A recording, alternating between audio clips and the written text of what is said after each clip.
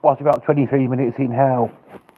It's about this book that's been written by this Bill Weiss, this this bloke, as we call him in England, this bloke who claims to have had a vision where he's been shown what it was like in hell. And I was showing one of the video clips of him on me off my telly when I suddenly got a phone call on my landline, but I answered it. There's a number left on my phone. Well, there isn't a number left on my phone because it says the call without their number, so I've no idea what it was about. But it's just we're just discussing the topic of hell and what sort of a place it is, and well, I found another of this Bill Beast's videos on YouTube here. Let's change the direction of filming him. Right.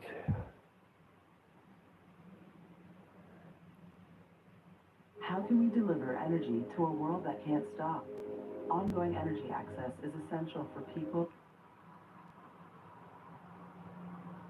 The podcast, so it's the same podcast, it's just the audio only version. They're out right now on Apple and Spotify. So if you don't care about watching the video, Start from the very beginning. all right, so everybody said you have to watch this video. This man went to hell for 23 minutes. That just sounds wild. So we're gonna watch this video, but before we get into this video, y'all, I'm so tired. I've been working on this podcast like all night, and I finally finished. I finally finished editing the first 3 episodes. Well, I didn't really even edit it. We just shot raw, and I just posted everything that we shot. But I just had to, clean it up, put it on Apple, put it on Spotify, make the thumbnails, all that stuff that y'all don't care about. But it is finally finished. The first 3 episodes are dropping I think today. I'm going to fast forward this a bit, I think, to get to the actual part that we're looking for. Right.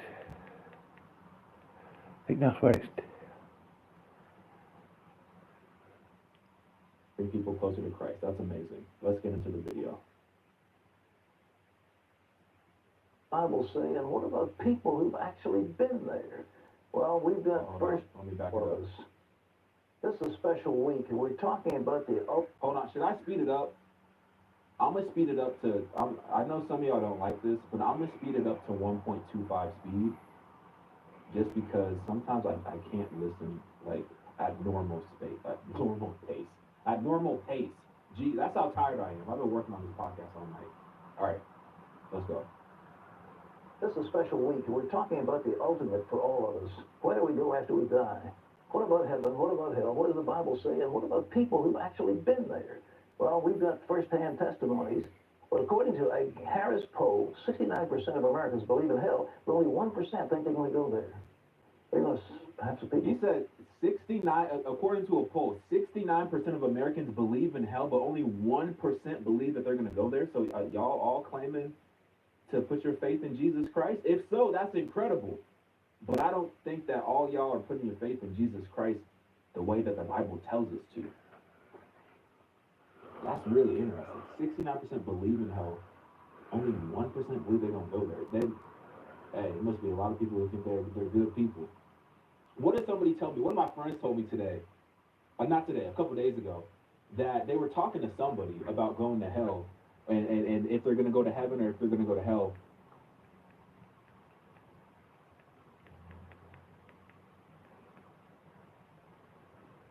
Putting your faith in Jesus. But anyway, let's get into the testimony. I'm very surprised. But do they believe in a literal hell of fire and brimstone? Bill Weiss does. He says he spent 23 minutes in hell. November 22nd, 1998, was a typical night for Bill and Annette Weiss. They spent the evening with friends, then came home and went to bed around midnight. About 3 hours later, Bill felt himself lifted from his bed and hurled through the air. He landed on the hard floor of a prison cell. It's a strange story. It's told in a book called 23 Questions About Hell and also 23 Minutes in Hell. Bill Weiss is here with us. Bill, good to have you. Well, great to be with you, Pat. Honored to be here. All right. You're a nominal church member, I guess. Are you more than nominal? You're a dedicated church member. Full time. In 41 years, I've been involved in church and ministry. Before this thing happened to you, you were asleep. Yes. We went to a prayer meeting, came home like any other normal night. Yeah. And I got up at 3 o'clock in the morning to get a glass of water. Mhm. And suddenly I was pulled out of my body, like being sucked out of your body. Okay, hold on. I'm sorry. Let me put the speed back to normal speed. I know some of y'all hate me right now. Like, man, just play the video. But it's kind of fast. It's kind of fast. Okay. And I found myself falling through the air, and I landed in this actual prison cell in hell. Rough-hewn stone walls, bars, filthy, stinking, dirty prison, like a dungeon. Yeah. Now, this was an out-of-body experience. This was a vision, okay? I've never had one like this before, but anyway, it was actually a prison cell. And there were these demonic creatures in this cell. What were they like? Reptilish in appearance, bumps and scales all over their bodies. Yeah. These particular two were about 12 or 13 feet tall. There's even scripture for that, but Did they look like anything that you've ever seen a picture of? yes, there's some depictions that are pretty accurate. One was in Dr. Kenneth Hagin's testimony that John Osteen's church showed about a demon that he saw. Dr. Kenneth Hagin. What did they do to you? Or did they do anything? They were, first of all, they were blaspheming and cursing God. They had an extreme hatred for God. Right. They were deformed, twisted, grotesque creatures, and then they directed that hatred towards me. And I wondered, why? What have I done to them? But the one picked me up, threw me into the wall, tremendous strength. I collapsed on the floor. I felt bones broken. The other one dug his claws into my chest, tore the flesh open. You have a body in hell, but it can withstand this torment. And they had absolutely no mercy, an extreme hatred for God and for man. No mercy at all. None. No. Not any. Wow, I just got the chills. He said you have a body in hell, but it can withstand extreme torment.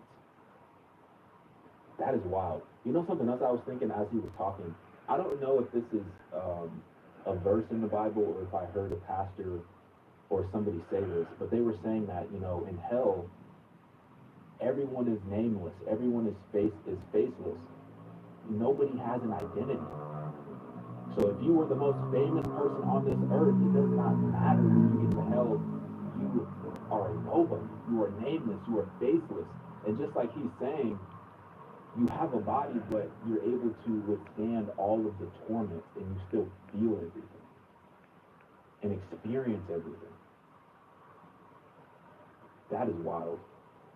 All right. When you were in a cell by yourself with these creatures, was there anybody else around? At this point, I was alone, just with these creatures. And they began tormenting me. I did feel pain, but I understood most of it was being blocked. And the Lord explained to me on the way back that He did allow me to feel some of the pain, to relate to people that it's not metaphorical or allegorical. It's not a state of the mind. It's real, literal pain you're going to feel in hell. What was the lake of fire thing? Was there fire somewhere? Yes, I was taken out of the cell and I was placed over next to this large raging pit of fire. Mm-hmm. This pit was not the lake of fire talked about in Revelation 20:13 through 15, but it's the current hell, Sheol. And this pit was just a huge hole in the ground with flames raging high up in this open cavern. And again, it wasn't metaphorical or allegorical, real literal flames. And Pat, this is where I could first see people. There were people literally inside this pit burning. It's the most awful sight to see a person on fire, burning, screaming. The screams were so loud from just millions of people at the top of their lungs screaming. What were they saying? Nothing. You Just can't say screaming anything. in You're just screaming in agony. There's no conversation. You don't get to be with people. You're kept isolated and apart. And the demons are tormenting people. You have no conversation. The smells are so foul and putrid, the most disgusting odors, and you're actually breathing in sulfur. And sulfur that's burning is actually toxic. So I wondered, how could you be alive breathing this toxic, foul air? But you continue living. There's not enough air to breathe either. So you have to fight and gasp for even the tiniest bit of oxygen. What about water? No water. There's not a drop of water. I was so thirsty. Just a drop. Right. I think we've got the general gist of what he's saying from that, we've got the general gist of what he's saying about hell, haven't we? That basically people are being tortured there because he said they're screaming in agony. And it isn't just a temporary measure. It's going on. It's going on indefinitely. It doesn't stop. And is that what you think? I mentioned in part one about this. If you could imagine an author who rounded people up, and who didn't take his book seriously or thought he hadn't written it, and because he had this idea about his book, he had them all tortured for each and every one of them tortured for as long as what he could possibly manage. And what sort of opinion would you have about that author? Well, this is exactly the same. They're saying exactly the same thing about God, that he tortures people because they won't believe the Bible. So, what are your opinions on this? I'm going to do part 3 of this of this discussion. But